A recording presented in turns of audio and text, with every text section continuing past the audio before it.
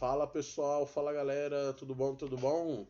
Meu nome é Luiz Eduardo, sou professor de Sociologia do Projeto Utopia, responsável por essa disciplina extremamente importante no Exame Nacional do Enem, mas não só nela, como também para a vida. Então, vou trabalhar com vocês durante esse ano a disciplina de Sociologia, beleza? Bom, espero que estejam todos bem ante a situação que nós estamos passando, enfrentando. Então também nós estamos nos adaptando a essa nova realidade. Estamos nos adaptando a essa maneira virtual, né, de ministrar aulas, né? Então relevem aí qualquer gafe, qualquer erro, qualquer meme que pode surgir aí durante as nossas aulas, beleza? Olha só, como vai funcionar a nossa disciplina? Nossa disciplina vai funcionar na seguinte proposta. Hoje nós vamos fazer uma introdução, um panorama bem geral e histórico sobre a sociologia, seu surgimento, objetivos, normas técnicas e principais fundadores. Depois nós vamos fazer um recorte e vamos ver especificamente os principais fundadores da sociologia, tá? E depois vamos ver as principais teorias da sociologia, beleza? Sabendo, pois, que a sociologia é uma das disciplinas mais recentes, né? Aí dentro das disciplinas que são propostas pelos currículos escolares e também propostas aí a serem estudadas pelo Enem. A sociologia ela surge no século XIX, né? Ou seja, bem recente. É o bebezinho de todas as ciências aí, beleza? Então, nós vamos nos debruçar sobre o estudo da sociologia, que tem por objetivo a análise dos fatos ou das ações sociais, beleza? Então, nós vamos partir aqui para a nossa viagem dentro da história para que nós possamos compreender melhor como se dá essas relações sociais, né, e como elas são estudadas dentro da sociologia, beleza? Você já deve ter visto com o professor Rafael que a história é dividida em alguns períodos, né? Pré-história, história antiga, história medieval, história moderna e história contemporânea. Bom, essa divisão ela também é importante para a sociologia, apesar da sociologia ter sido criada dentro do Estado moderno, passando para o Estado contemporâneo, nesse período aí de transição, ela de alguma forma acaba analisando os outros períodos, né, do passado e fazendo relações filosóficas e sociológicas sobre esses períodos também. Haja vista que no passado também nós tivemos sociedades, né, sociedades que eram bem organizadas e que também merecem ser estudadas, e a sociologia faz isso com bastante louvor, tá? Claro que partindo da proposta dos seus pais fundadores, que são o Emile Durkheim, o Karl Marx e o Max Weber, beleza? Esses três caras são chamados de pais fundadores, tá? São os pais fundadores da sociologia. Talvez o Max Weber a gente ainda tem uma certa preocupação em dizer se ele era ou não é considerado um pai da sociologia. Há uma discussão sobre isso, né? Mas na grande maioria da galera que estuda sociologia acredita que ele pode ser considerado um pai da sociologia, beleza? Então, esses são os três pensadores aí que nós vamos estudar ao longo do nosso curso, bacana? É o Max Weber, Karl Marx e o Emile Durkheim, beleza? Mas hoje nós vamos fazer uma introdução geralzona sobre o que é sociologia para que vocês possam entender da melhor forma possível e depois a gente começa a fazer esses recortes para dentro da disciplina, beleza? Bom, uma coisa importante também para falar,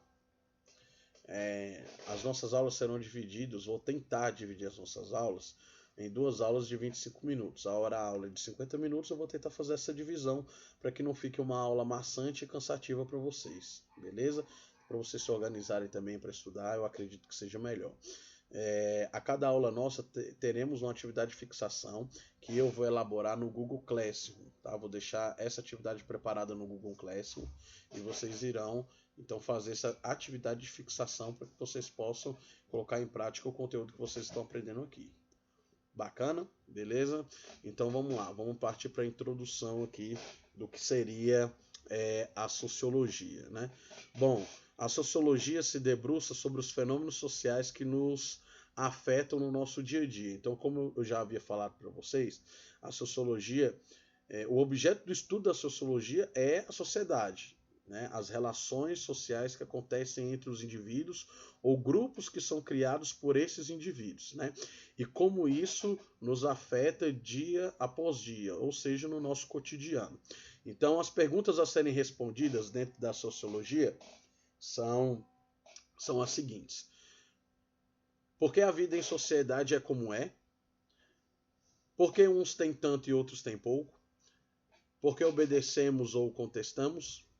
Por que as pessoas se reúnem ou se tornam rivais? O que nos é proibido e o que nos é imposto por obrigação?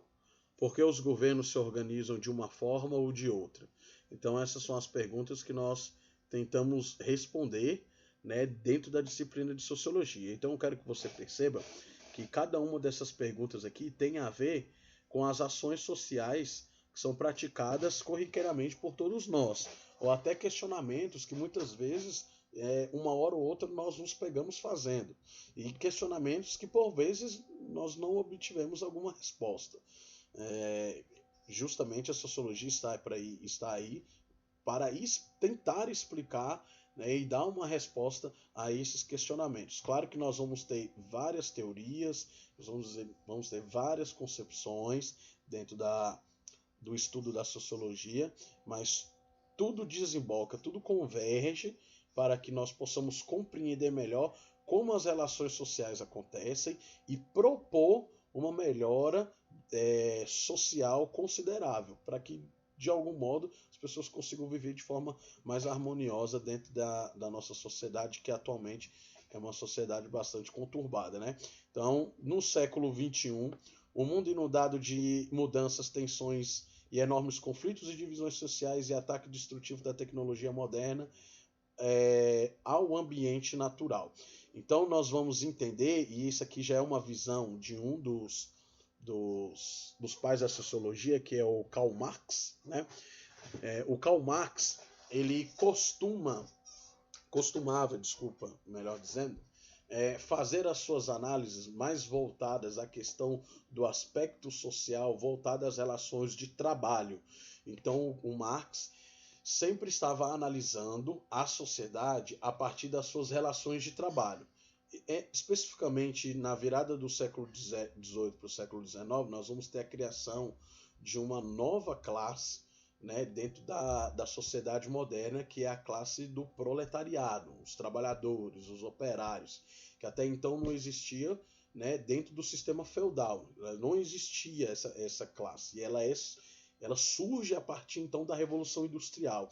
E com o surgimento a partir da Revolução Industrial, então essa classe agora vai ser estudada pelo Marx como uma classe que sofre uma certa pressão daqueles que são chamados de donos dos meios de produção, né? E aí o Marx tenta responder uma das perguntas lá do início do nosso slide. Por que uns têm muito e outros têm tão pouco?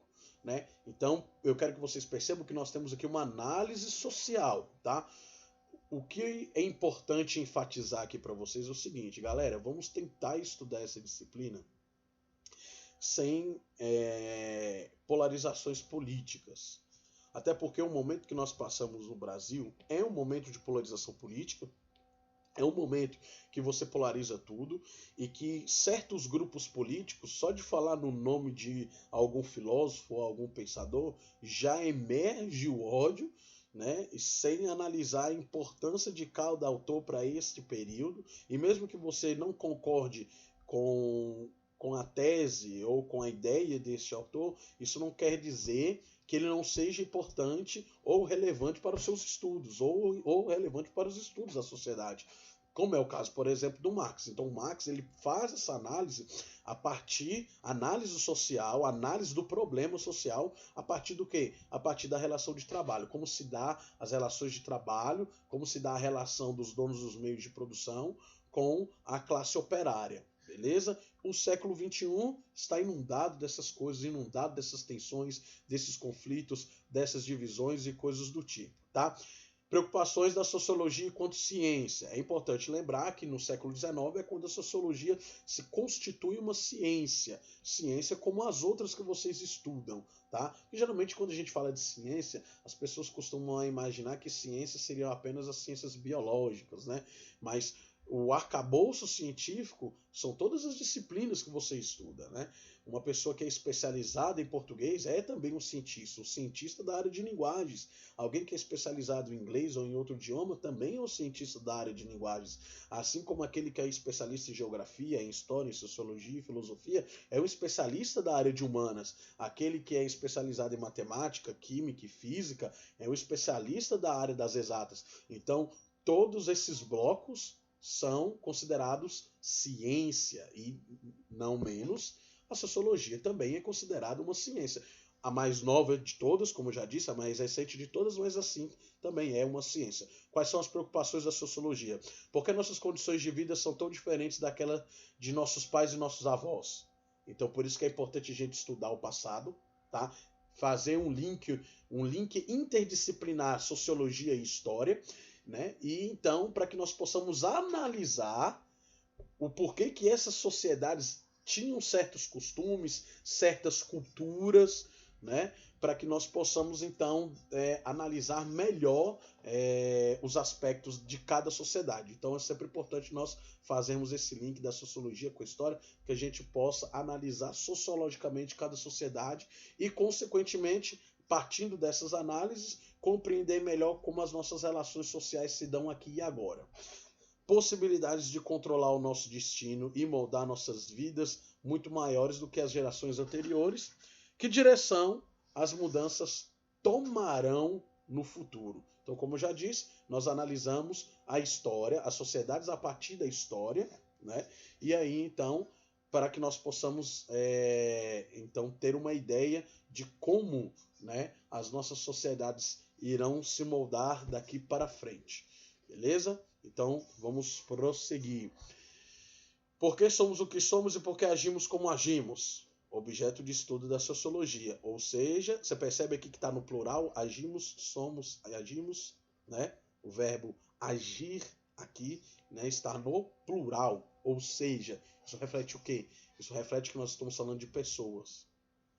Isso reflete que nós estamos falando de um conjunto de pessoas, que formam uma determinada sociedade. Aquilo que encaramos como natural, inevitável, bom ou verdadeiro, pode não ser bem assim.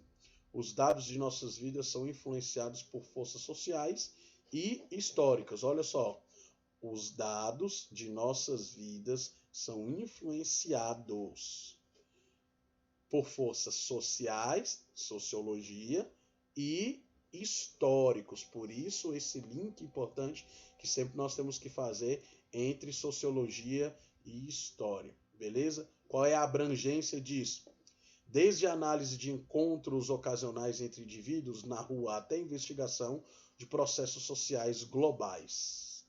Desde a análise de encontros ocasionais entre indivíduos, ou seja, desde o encontro entre dois indivíduos, né, até uma investigação de como se dá processos sociais globais, como, por exemplo, a globalização, como, por exemplo, o capitalismo, como, por exemplo, o comunismo e outras ideologias que alcançaram aí um nível de globalização bastante excedente, beleza?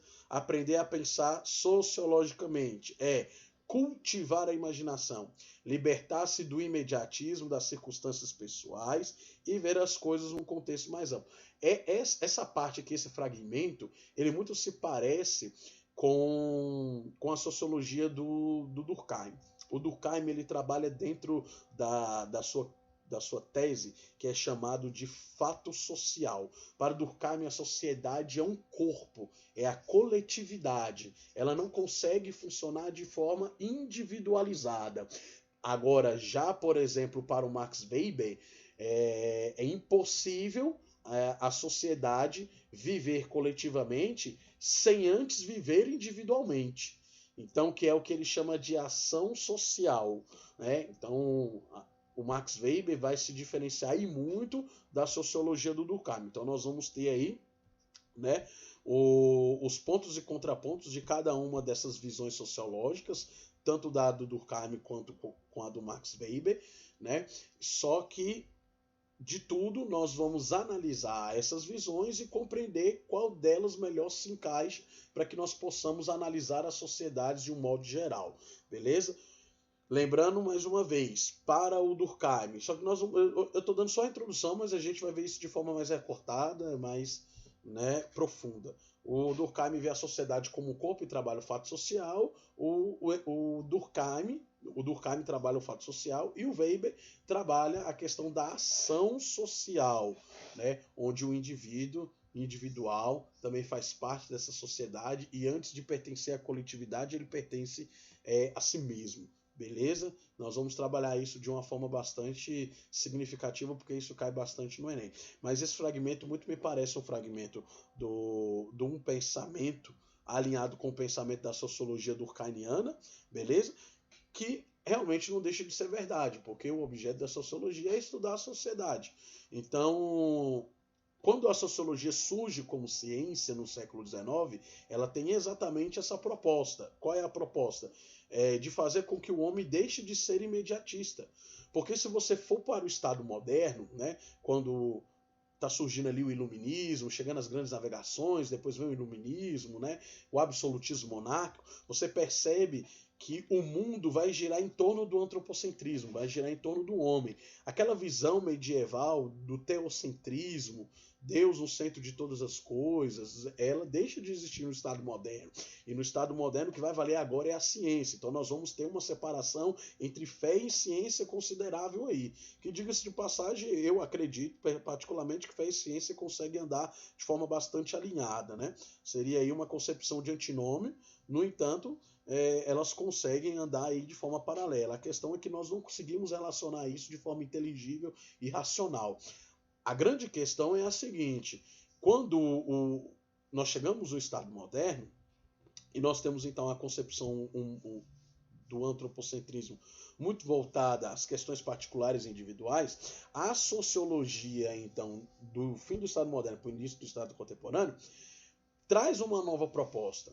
Nós temos que deixar de ser imediatistas e passar a pensar de forma coletiva, porque senão daqui a pouco o mundo entra em colapso. Então essa é a proposta da sociologia, entendeu? Que é você pensar dentro de um contexto mais amplo, tá? Pensar dentro de um contexto coletivo e não pensar de forma imediatista, tá? Até por conta dos processos de modernidade, os processos industriais que estavam acontecendo naquela época, a Revolução Industrial, né? Então tudo estava acontecendo de forma muito acelerada. E esses processos, então, de forma acelerada, né, acabaram causando alguns efeitos, não só na questão da vivência das pessoas, vivência e convivência, como também no aspecto natural, né, das coisas. Então acabou fazendo com que essas análises fossem análises muito importantes, beleza? Mas vamos partir aqui para um exemplo aqui, o que nós chamamos de imaginação sociológica. Bom, nós temos aqui nessa imagem, nós temos aqui o café, nós temos aqui um pão, beleza? Vamos utilizar o exemplo aqui do capitalismo. A produção de cada objeto envolve uma complexa rede de trabalho e de trabalhadores. Você já parou para pensar? Todas as vezes que você acorda pela manhã, você toma o seu café, você come o seu pão e você não para pensar como que este café e como que este pão chegaram até a sua mesa? Qual foi a relação de trabalho estabelecida previamente para que esses itens aí viessem a surgir, ou viessem a chegar à sua mesa, melhor dizendo? Então, aqui, tanto aqui quanto aqui, eu tenho uma significativa relação de trabalho. Para que esse produto esteja sobre a minha mesa, eu tenho uma relação de trabalho que faz com que esse produto chegue nesse estado final. Beleza? É uma relação sociológica. Existe uma complexa rede de trabalho e trabalhadores para a confecção desses produtos aí. Estou dando um exemplo desses dois, mas isso se aplica a quase todas as produções que nós temos aí hoje no mercado. Beleza? Então, olha só. O café tem um valor simbólico, o café é uma droga, o café cria relacionamentos sociais e econômicos. há um progresso histórico de desenvolvimento social e econômico. O café está ligado à globalização e comércio internacional de direitos humanos e destruição ambiental. Então eu quero que você perceba aqui, ó, que todos esses pontos aqui são pontos em que envolve a sociedade como um todo. Eu quero fazer um destaque para esse aqui, ó, o café está ligado à globalização. Sabe que no século XIX, né, a monocultura no Brasil era especificamente o café, né? E quase que particularmente em grande parte do mundo o café era exportado do Brasil e de alguns outros países aqui da América Latina para países da Europa, países da Ásia, né? O que fez com que o café tivesse essa amplitude, né? Chegasse a esse grau de globalização. E aí vem o comércio internacional, né? Através dessa globalização nós temos o comércio internacional, só que é importante lembrar que na grande maioria das vezes, ou na esmagadora maioria das vezes, essa plantação de café, essa confecção do café, né, ela feria os direitos humanos que surgiu lá onde? Surgiu em 1789, lá na Revolução Francesa, né?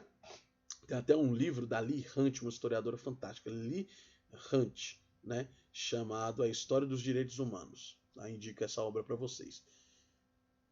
Quem plantava o café nas fazendas, aqui no Brasil e também em algumas outras localidades aí da América? Quem fazia o plantio de café nas grandes propriedades latifundiárias? Os escravos. Então isso feria diretamente os direitos humanos, né? Ou seja, os escravos que sempre viveram em condições degradáveis, né, de vida, eram marginalizados pela sociedade, eram castigados, né, comiam mal, dormiam mal e toda aquela questão que você já conhece. Então, o café também envolve essa questão dos direitos humanos, né?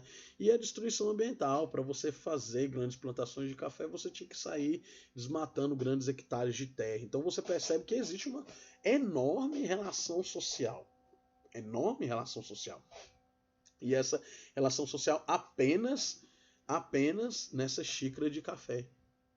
Né? Ou seja, nós falamos aí quase que da metade da história do período da modernidade e do período contemporâneo apenas analisando uma xícara de café, que também é usado como droga, né? Que também é usado aí nos suplementos de academia, utilizado em remédios aí também de anabolizantes e coisas do tipo, né? O café cria relacionamentos sociais e econômicos quando você vai na casa de alguém, né? E você está lá há muito tempo sem ver uma pessoa e a pessoa vira para você e fala: vem aqui em casa tomar um café, tal, para a gente relembrar os velhos tempos, contar as velhas histórias.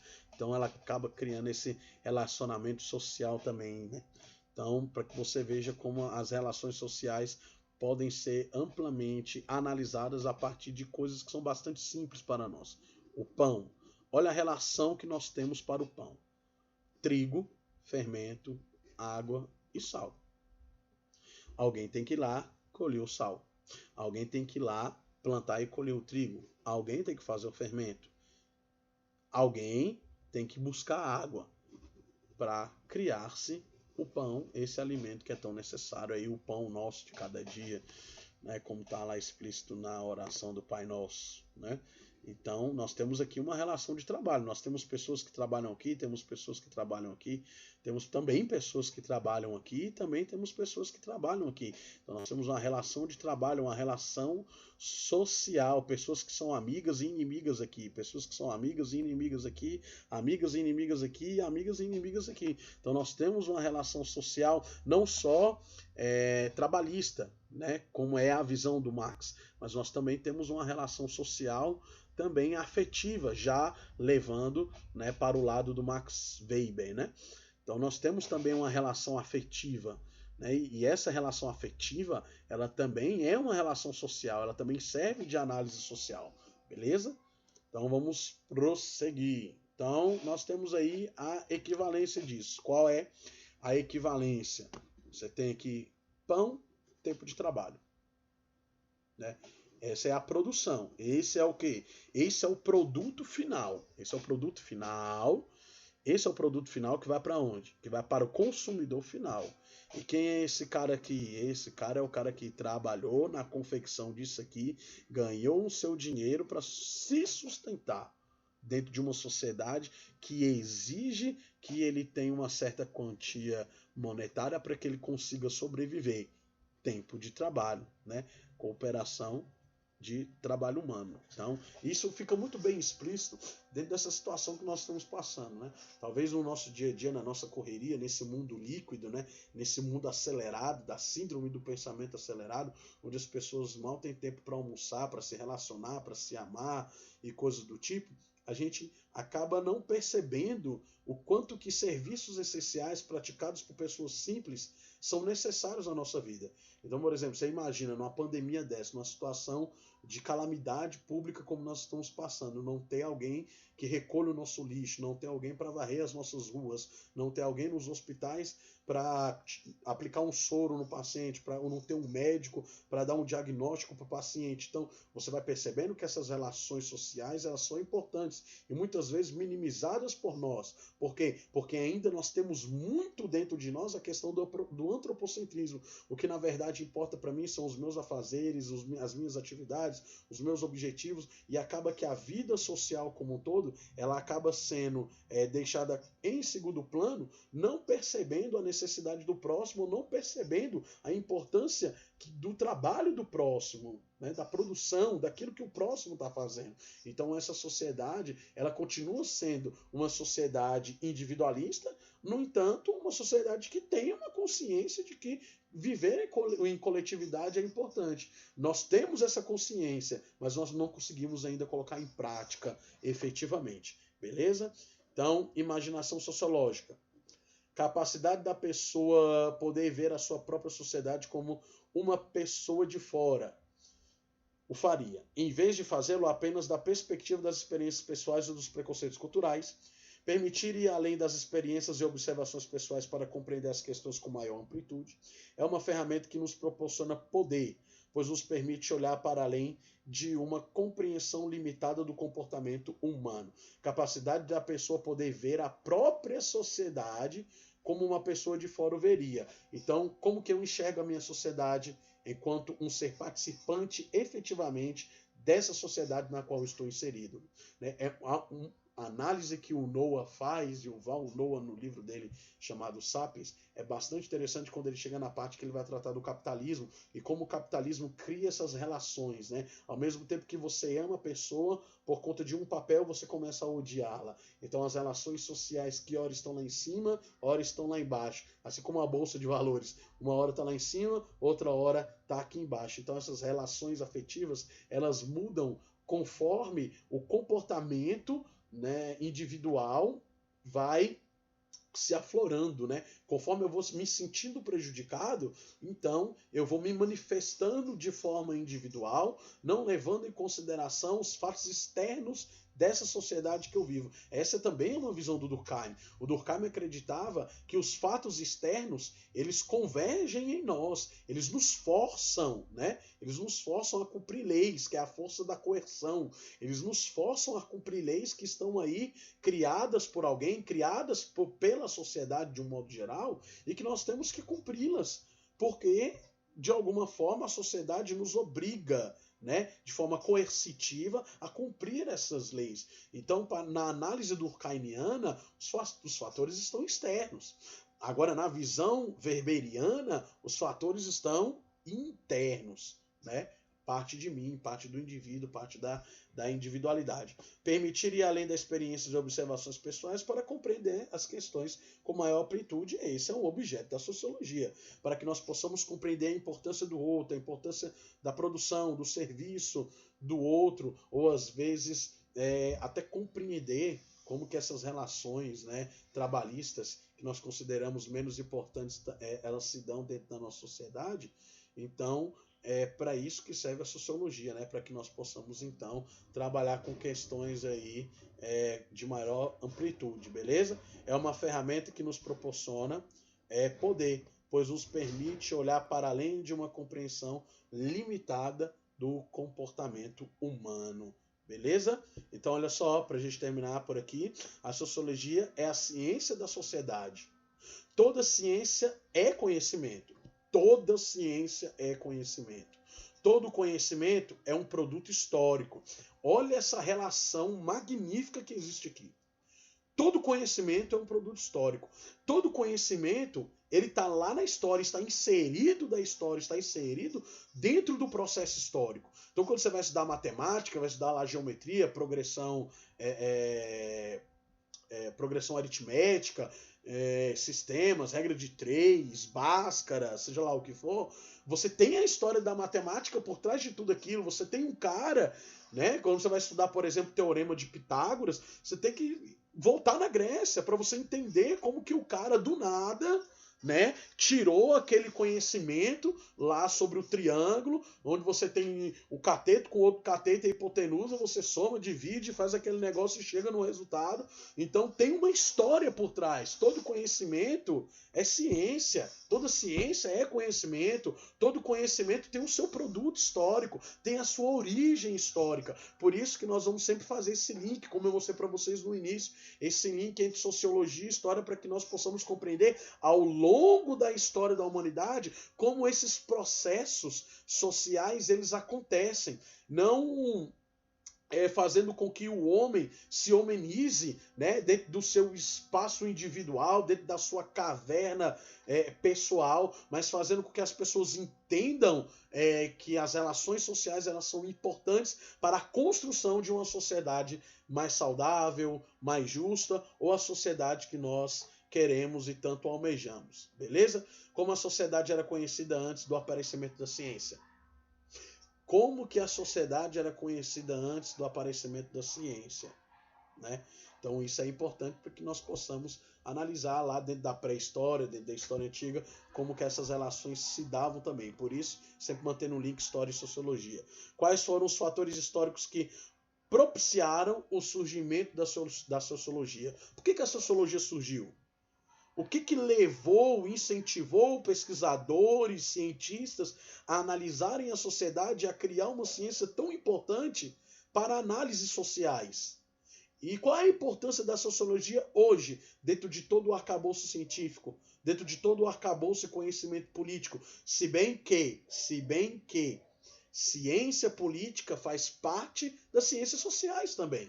A ciência política é um objeto social, é um objeto de análise social, beleza? Quando você lê a Constituição, né? Quando você lê a Constituição do seu país, isso aqui nada mais é do que os processos sociais estabelecidos dentro de uma visão durkheimiana de forma coercitivas, para que você, né, possa observar, possa obedecer e possa de alguma forma contribuir para uma sociedade mais benéfica, de contribuir de alguma forma para uma sociedade mais justa, para uma sociedade mais pacífica, né? Então, isso aqui é bastante importante para que nós entendamos as nossas relações sociais. Está aqui, ó, as relações sociais do brasileiro. Está aqui as nossas relações sociais. Como se dão as nossas relações sociais? Como se dá, dentro do ponto de vista jurídico, dentro do ponto de vista constitucional. O que eu tenho que fazer? O que eu posso fazer? Né? Eu vou ler para vocês aqui, para a gente terminar. Eu até acabei me empolgando aqui um pouco, mas eu já vou concluir essa nossa primeira parte aqui.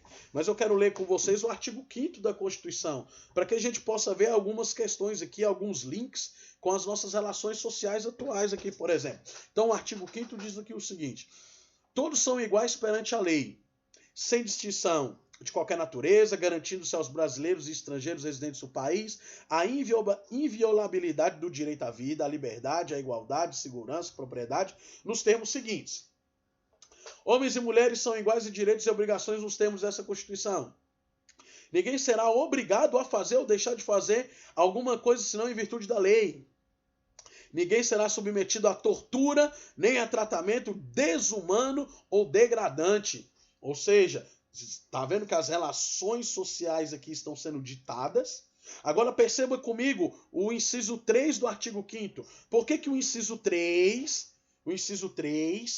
traz essa questão da não tortura, da não prática da tortura, né? Porque nós estamos saindo de um processo, né, de ditadura militar de 64 a 85 no Brasil. A Constituição é votada em 88, né?